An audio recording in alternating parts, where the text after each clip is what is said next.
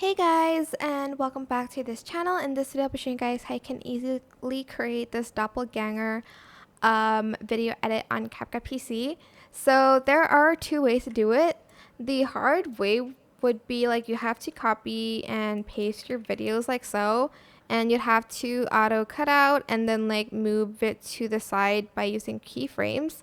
So another easy way to do it is if you just go to effects, go to body effects and scroll down until you find the doppelganger, which is under the trending one, and just applied it to your video. Here you can adjust the amount of like people. There's like 2 or 4 or 5.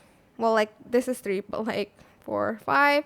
You can adjust the twist as well, like how far apart you want them to be, and you can even rotate them, which I find very interesting.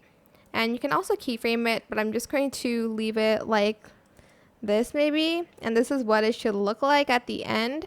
I hope this tutorial is helpful for you guys. Don't forget to like, comment, share, and also subscribe to this channel if you haven't done that already.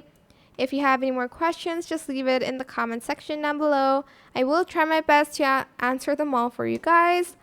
And if you found this video helpful, please click the thanks button above the description box down below. Thank you so much for watching. Bye!